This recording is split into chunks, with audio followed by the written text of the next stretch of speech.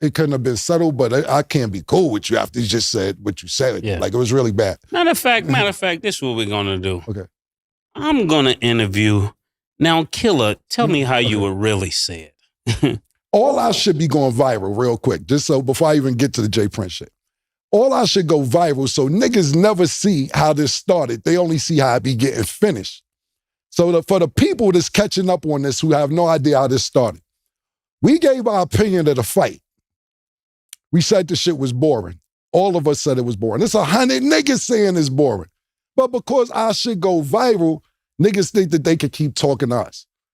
Shakur Stevenson told us to get the strap or strap up, or better yet, put the gloves on so he could fight us. We said what he said, and then he started going crazy. Everything was over with. Me personally, I'm sick of it before I even address the J Prince thing. I'm sick of it. I left it alone. We have not talked about a nigga this much before his fights or after his fights, in none of his fights. However many fights he had in his career. This is the most traction the nigga ever got. My nigga, I had a meeting on Friday, this is no cap, with some of my Jewish partners. Shout out to Shapiro's, I won't give you first name, shout out to my partners. Before the meeting started, they asked me, Murder, why are you arguing with Tupac's son, Cam? I said, what are you talking about? He said, no, we see it in the media. You're arguing with J Prince has a message for both of y'all with your comments after what you guys had to say about Shakur.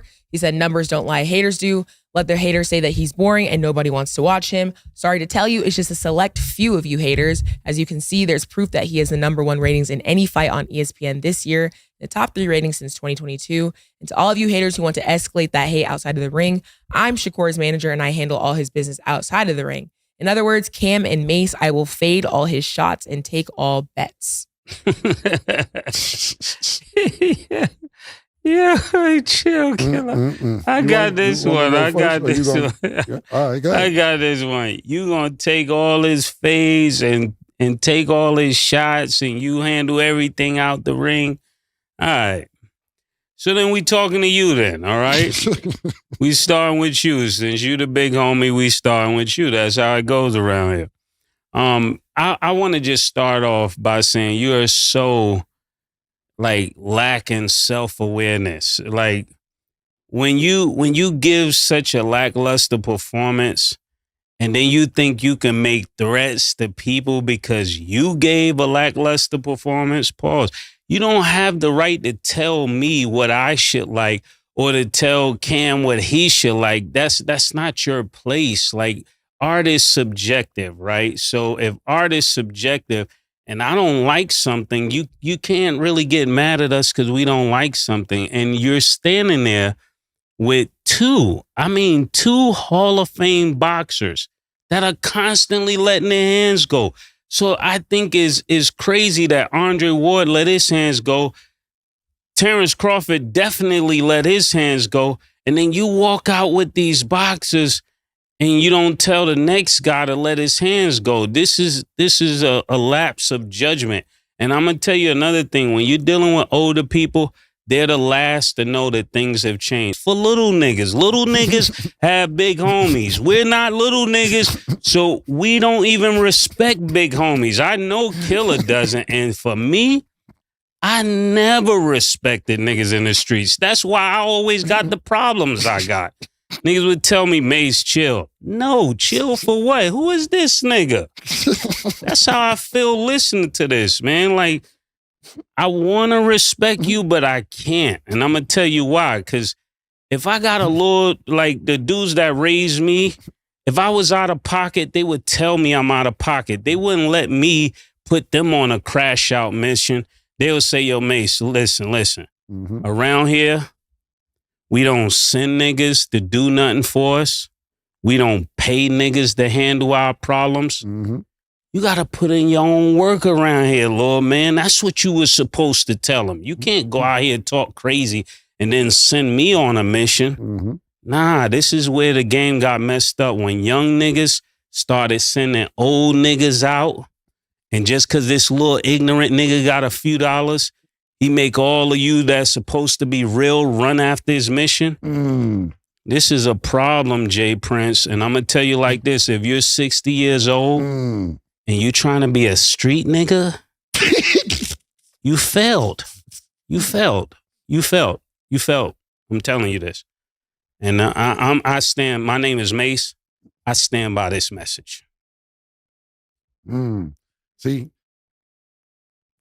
That's the murder unit. That's what I'm talking about with you right there. That's what I'm talking about right there. That's... You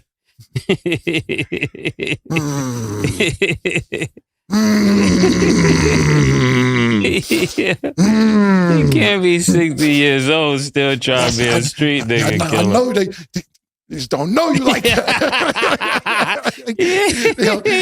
They don't know you like that. I know. I think real quick though. I think, and Jay Prince, he said it.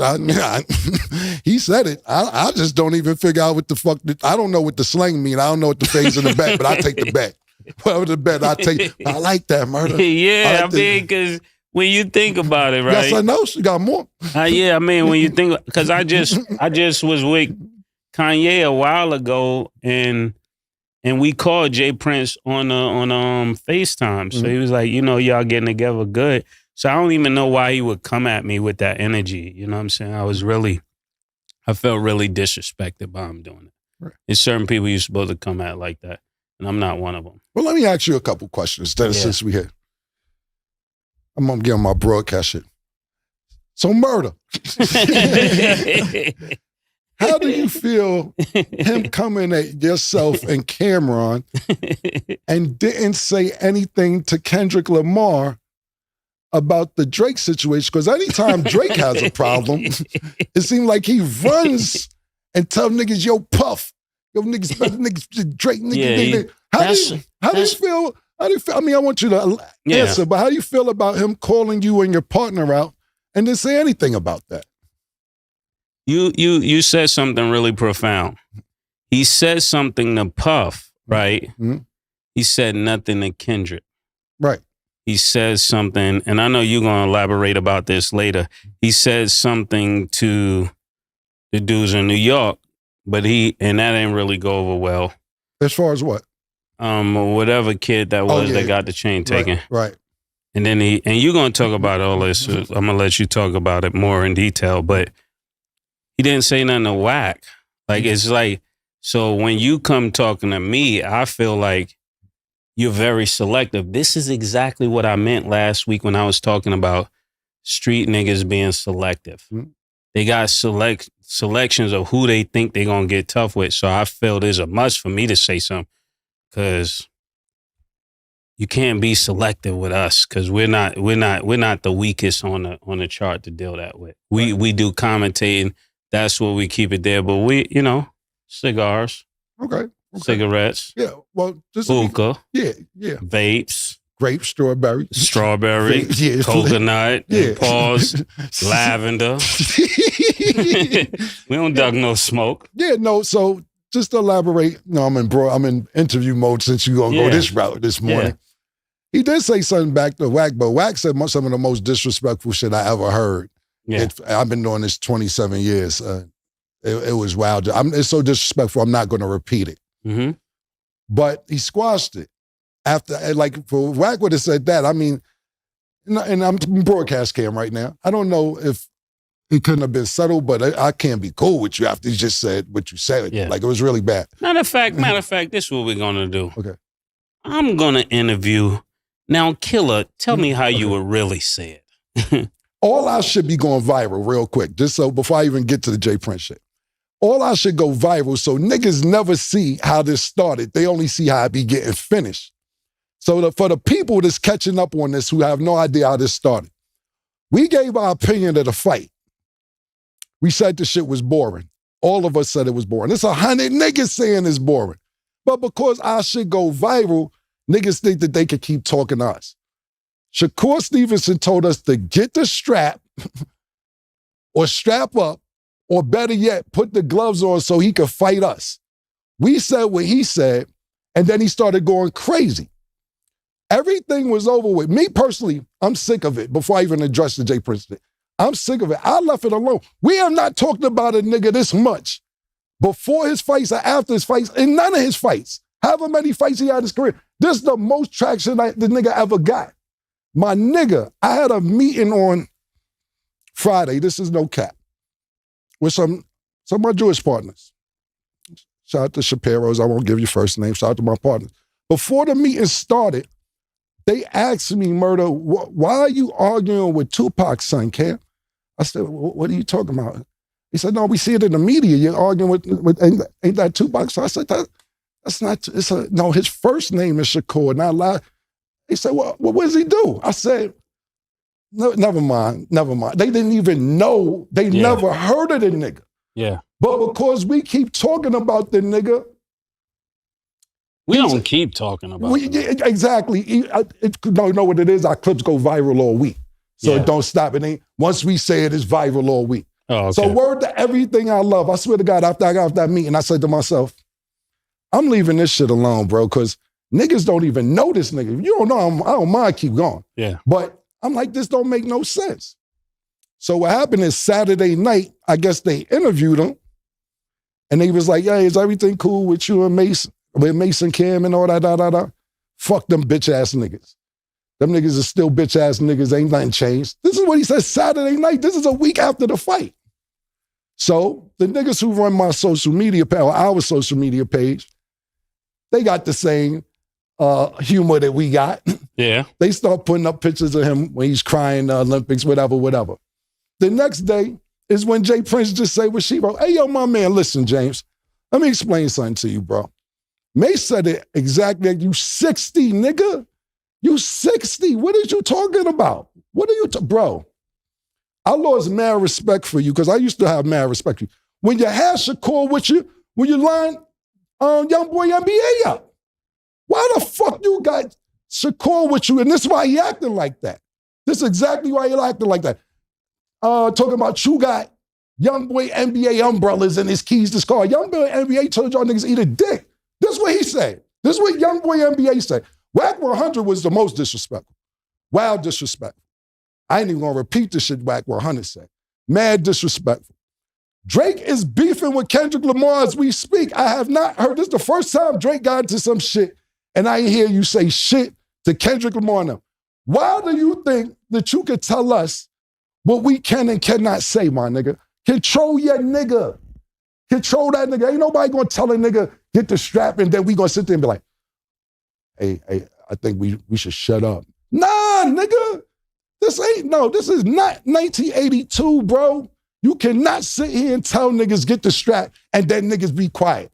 Nobody know that part because our shit just be going viral. You bugging. You bugging, James. You bugging, my nigga. And I'm gonna leave it at that. I don't know what bet you talking about or all that other slang down. Bet it. Whatever bet you talking about, bet it. I don't know what's bet it. Bet it. You want to bet it? Bet. I don't know what to bet it.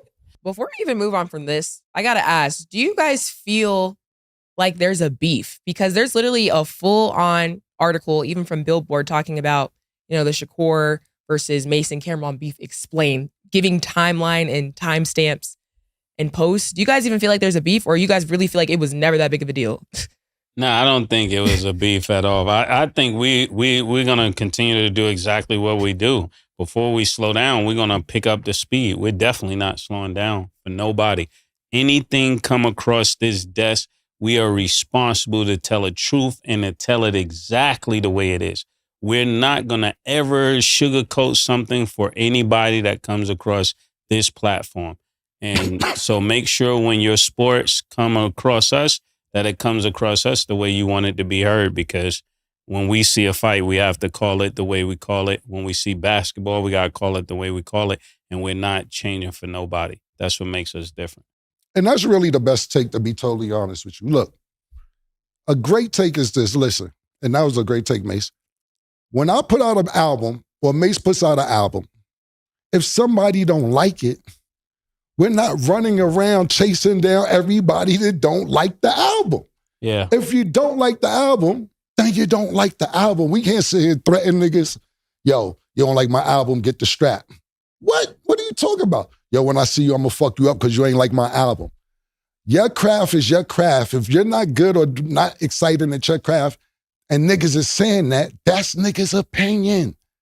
Yeah. Just like we're entertainers, if nigga don't like our music, then we can't sit there and chase down everybody that don't like our music. And I don't think we need to explain nothing. I don't like explaining myself to niggas. Whatever. It is what it is, like we said. And no, on some G shit murder, I promise you I was leaving this alone. But yesterday, it started being all over the blogs and being everywhere else. I'm like, I'm not responding to this nonsense. Because just like Stat said, Billboard is publishing this. And this is not, I'm talking to y'all, not even the audience. Honestly, when have we talked about this nigga this much in the media? I'm talking about any fight. You can sit there, any fight he had. No, at one point we were saying that he would be a good match for Tank, and when he was fighting good, we spoke of him as he was fighting good. When he fought bad, I spoke of him as he fought bad. Nah, I don't change. I keep the same energy. You can sit. I'm talking about this long. Pause. Yeah, we haven't. Right. Never. Or any other fighter. We don't talk about nobody like that. Bro, I'm talking about this is. All right, Buster, this is what I'm saying. I get what you're saying. The fight was a week and change ago, bro. Yeah. This is still. What did you talk about? To me, niggas is using this for publicity. To be totally honest with you, my personal opinion is because you didn't get this much traction before any fight, let alone after a fight. Mm-hmm. This is publicity, and you're not using niggas for publicity. Yeah. At the end of the day, look, this is dead serious, and I know niggas gonna think I'm clowning and joking or anything else. If niggas was smart, call us to promote your fight. You don't need De La Hoya. You don't need Bob Arum. You don't need Eddie Hearn. This is the most traction niggas got. But niggas is emotional. Yeah. We nigga pay-per-view. Secondly, real quick before that might be a great idea. No, it's a fantastic Not just idea. promote it. We should be sitting there commentating when he fights. Yes. Now they gonna be mad at that. But we could promote it. We could be a promoter, nigga. Yeah. Listen, you never got this much traction. We could, dead serious. I know it's gonna be like, oh, niggas is good. Think about it. You in Billboard. You ever been in Billboard, nigga? You in Billboard. You on TMZ. You made it. You made it, nigga. You made it. You made it. You made it. You're welcome. You made it. You never been on TMZ outside of boxing.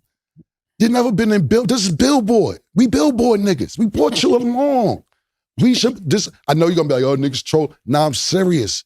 Think about your next fight. Think about it, like real quick, right? Your next fight. And James Prince is a businessman. He should understand this. And I know he got other shit to do. This kid, I know you gotta have other shit to do, nigga. You got to. Think about it. You give us your fight, your next fight. 3-4 weeks before your fight start, we talk about pillow hands fighting this week. Get your pillows ready. Nigga, we gonna get your shit lit. Because Jay Prince, the way it started, Jay Prince read the numbers from your fight.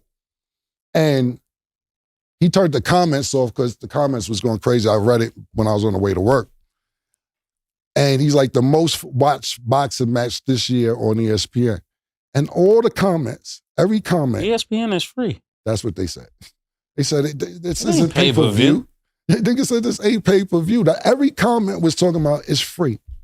It's like, bro, why would you show the free numbers as part of the cable provider? It comes with the you ain't gotta push order and do you want to accept 979 night? Nah, nigga, it's free. Posting them numbers didn't mean nothing, bro. Nothing. If you need help, we're here. We got you here right now. It's a week and think about it. It's a week and a half after the fight, and we still talking about this. Mm-hmm. I don't do big homies, bro. I don't do that. And there you have it. Yo, if you've been anywhere near boxing Twitter, sports YouTube, or hip-hop blogs this week, you already know some messy stuff been popping off between two of the loudest voices in the culture and one of the most powerful dudes in the whole music game history. This the story of how a simple opinion about a boxing match turned into a full-blown back and forth involving a Hall of Fame boxing promoter, two rap vets turned media personalities, and a young undefeated fighter who's suddenly getting more buzz for what's happening outside the ring than what went down inside it. Stick around, cause by the end of this video you finna understand exactly how this thing started, why it blew up the way it did, and why the folks in the middle of it now arguing about whether it's even a beef to talk about in the first place. Let's set the scene real quick. Every week, this popular sports and culture show hosted by two well-known former rap artists breaks down the big moments in boxing, basketball, and entertainment. It's basically must-watch for a certain type of viewer, the kind that want their sports takes served with personality, humor, and zero filter. A few weeks back, that show turned its attention to a nationally televised boxing match involving a young, talented, undefeated fighter. The fight aired on a major sports network, and like they do with almost every fight, the hosts gave their honest reaction. Their take was simple. They thought the fight was boring. Wasn't no hit piece, wasn't no personal attack. Just two commentators saying what a lot of casual viewers was already saying online, that the pace of the fight didn't deliver the excitement people was hoping for. Now normally that kind of commentary would come and go the way sports opinions always do. Somebody say a fight was slow, somebody else disagree, the internet argue for a day, and everybody move on to the next event. But this time it ain't fade away, cause the fighter himself decided to respond, and he ain't respond quiet at all. According to the two hosts, the fighter came back publicly and challenged them directly, basically telling them that if they had that much to say about his performance, they better be ready to get physical about it. In blunt terms, he suggested they should be ready to throw hands if they want to keep talking. That's a serious escalation right there. You can disagree with a sports opinion. You can even be frustrated by criticism after a fight, especially if you feel like it don't reflect how hard you worked in that ring. But turning a media critique into a physical challenge changes the whole conversation, and that's the moment that took this from a passing comment to an actual story with legs. Then things got even more complicated, cause it wasn't just the fighter who got involved. His manager, who also happened to be one of the most influential and legendary figures in the history of hip-hop and boxing promotion, stepped into the conversation directly. This a man in his 60s with decades of history in the music and boxing game, somebody widely respected for building careers and shopping the business side of both worlds for generations. And instead of staying above the noise, he decided to address the two commentators himself, telling them that if they wanted to take it further outside the ring, he personally would handle it, framing himself as the one who deals with business on behalf of his fighter away from the cameras. That's a big statement right there. When somebody with that level of stature in the game steps in and frame it like that, it don't just add fuel to the fire, it basically pour gasoline on it. Cause now you got generational relevance in the conversation. You got somebody who been a mentor figure, a business legend, a respected name for over 3 decades, straight up getting into a public back and forth with two entertainers roughly half his age. And that's exactly where the two hosts focused their response. Their first move wasn't to back down from their opinion about the fight. If anything, they doubled down, making it clear that criticism of a performance ain't a personal attack, and that nobody, regardless of who they are or how respected they is in the streets or in business, get to dictate what commentators are and ain't allowed to say about a nationally televised sporting event. Their exact words was that an opinion is subjective, and if people don't like a performance, they're allowed to say so without facing threats for it. But where things really heated up was when they turned the conversation toward the age and stature of the man involved.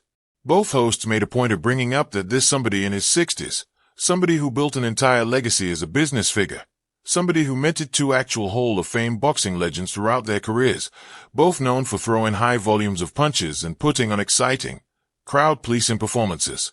Their argument was basically this: how you can spend decades around some of the most aggressive, action-packed fighters in the sport, only to now be defending a fighter who catch in heat for the exact opposite style, a cautious, defensive approach that ain't landing with fans the way people hoped?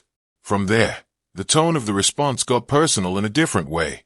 Instead of continuing to argue about boxing style, the hosts pushed back on the idea that a man of that age and stature would frame himself as somebody ready to physically get involved on behalf of a client.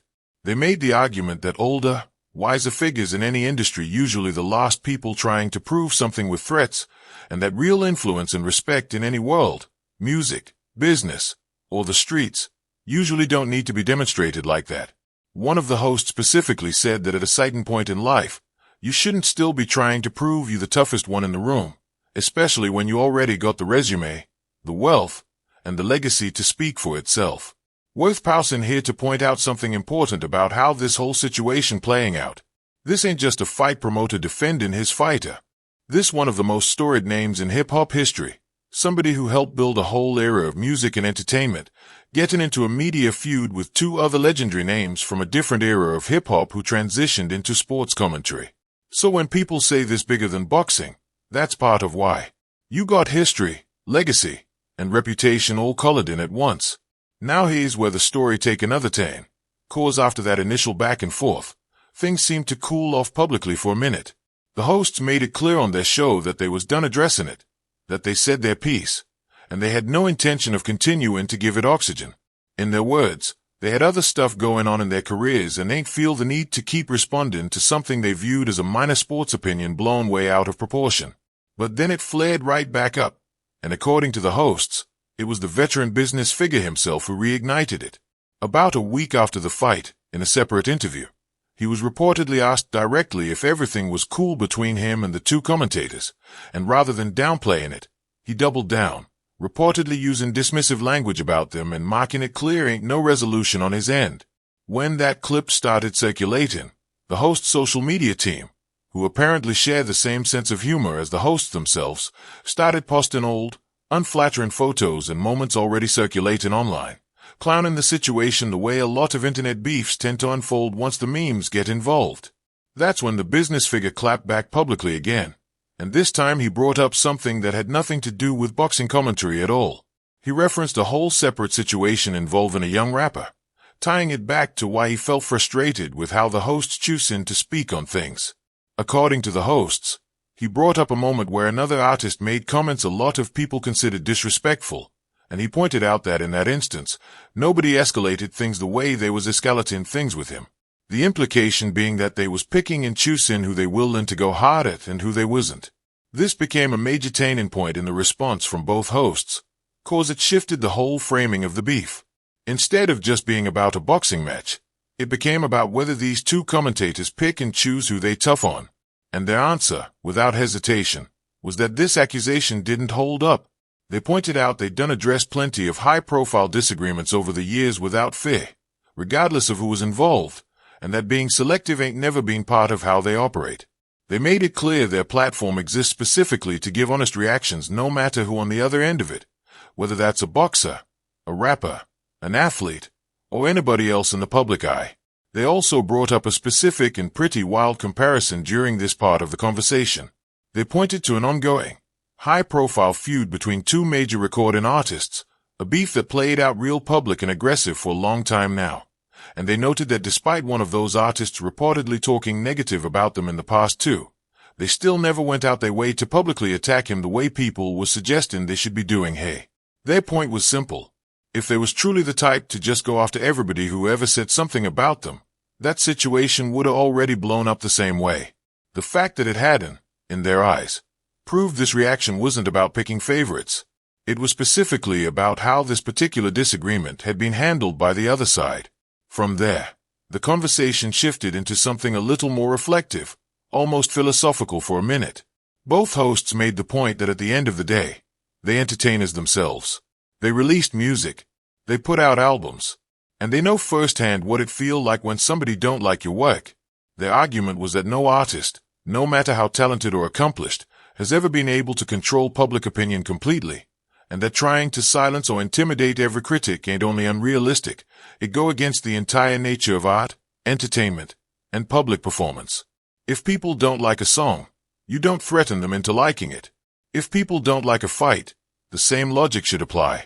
Criticism, in their view, simply part of putting your work out into the world, whether that work a boxing match, an album, or anything else people can have opinions about. Then the conversation took an interesting twist, one a lot of viewers found almost funny given how heated things had got. One of the hosts brought up something that happened just days earlier, revealing that during a private business meeting with some of his own partners, completely unrelated to boxing, somebody in the room actually asked him why he was in a public dispute with the fighter at the center of all this. And in a moment that say a lot about how attention and fame don't always translate the same across different industries, the person asking apparently ain't even recognized the fighter's name at first, confusing it with a completely different, way more famous name from music history caused the two names sound kinda similar. Took a moment of back and forth before the host had to clarify who he was actually talking about. And by the end of the exchange, it was clear the person asking still had no real familiarity with who this fighter was at all. That story led into what became one of the most talked about parts of the whole exchange, which is the theory that all this attention, whether the two hosts intended it or not, has actually been the best thing to happen for the fighter's public profile in his entire career. The hosts pointed out, pretty bluntly, that this fighter ain't never received this much media attention, this much conversation, or this much visibility before any of his previous fights, and arguably not even after them. They noted that stories about this back and forth started popping up in major entertainment and music publications, the kind of outlets that typically don't cover boxing at all, and that entertainment news outlets picked it up too. In other words, whether anybody wanted to admit it or not, the controversy pushed this fighter's name into spaces it had never reached before. That observation led to a genuinely interesting pitch from the hosts, one that showed just how quick a rivalry in the media world can pivot into an unexpected business opportunity.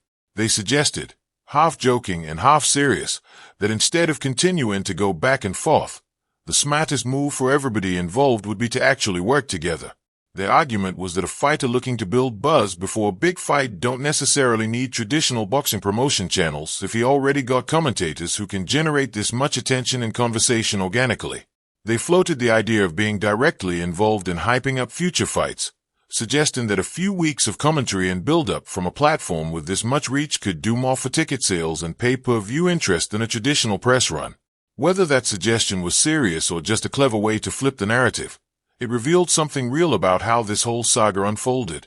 What started as a disagreement over whether a boxing match was exciting enough somehow turned into a conversation about generational respect, selective criticism, past feuds involving other major artists, business meetings, mistaken identities, and finally, a pitch for a media partnership. It's the kind of chaotic, unpredictable turn that only really happen when sports, hip-hop, and internet culture collide the way they did here. One of the more pointed moments in the whole exchange happened when the hosts addressed the ratings themselves. According to what they shared, the fight in question posted some of the best ratings of any boxing match broadcast on that network all year, and reportedly some of the highest numbers for that time period going back a couple years. The business figure at the center of this apparently highlighted those ratings publicly himself, seemingly as proof that the fight, and the fighter, was more popular and more compelling than the commentators was giving credit for. But the hosts pushed back on that point too, arguing that strong viewership numbers on a freely accessible broadcast don't necessarily reflect genuine excitement about the action inside the ring. Their argument was that people can tune in out of curiosity, out of habit, or simply cause a fight airing on a channel they already got access to, and that ratings alone don't erase the fact that a lot of viewers, including plenty of longtime boxing fans, walked away from the broadcast feeling underwhelmed by the pace of the fight itself. By the time the conversation reached its final stretch, both hosts seemed to settle into a place of mild exhaustion with the whole topic, expressing that they now spent more time talking about this one situation than they typically spend discussing any other fighter's entire year of matchups combined. They pointed out, somewhat in disbelief, that they don't dedicate this much airtime to boxers who had far more dominant, more exciting, or more controversial careers, which only reinforced their argument that the amount of attention being generated here had far outpaced the actual significance of one debated performance. And that brings us to the most important question hanging over this whole saga. Is this actually a real feud?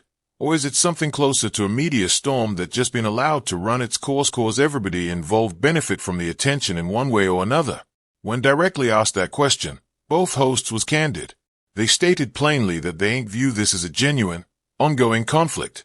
Their answer was that they intend to keep doing exactly what they always done on their platform, giving honest, unfiltered opinions on sports and entertainment without slowing down or softening their approach for nobody, regardless of who on the receiving end of their commentary or how much influence in history that person carry.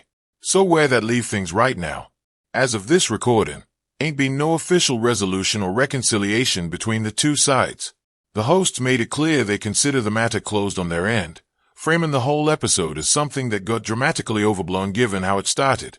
A simple, honest reaction to a boxing match that didn't deliver the excitement fans was hoping for. Meanwhile, the ratings numbers, the media coverage, and the ongoing conversation online suggest that whether anybody involved wanted it or not, this fighter's profile being elevated significantly by the whole controversy, for better or worse. What makes this story worth paying attention to ain't really about who right or wrong in a disagreement over a boxing match. It's about how quick a sports opinion can spiral into something involving generational respect, business legacies, entertainment history, and public reputation, all within the span of about a week and a half. It's a reminder of just how connected sports, music, and internet culture have become, where simple critique of a performance can end up dragged in Hall of Fame athletes, legendary music executives, unrelated celebrity feuds, and even random business meetings with people who ain't never even heard of the fighter in question until the story blew up. At the end of the day, both sides in this situation seem to agree on one thing, even if they disagree on almost everything else. This entire saga generated an enormous amount of attention, conversation, and visibility, far more than anybody probably expected from a single boxing broadcast. Whether that attention end up helping or hurting anybody's reputation in the long run is something only time can tell. But for now, the story remained one of the more unexpected and talked about crossovers between the world of boxing and the world of hip-hop commentary in recent memory, and it don't look like the conversation around it is dinned down anytime soon. If you enjoyed this breakdown and want to stay caught up on everything going on in the world of sports and hip-hop culture, drop a comment below and let us know what you think about this whole situation. You think this was a real beef, or just a media moment that got blown out of proportion? Make sure to like this video if you found it helpful, subscribe to the channel so you don't miss the next update on this story, and turn on notifications so you're always the first to know when things develop. Thanks for watching, and we'll see you in the next one.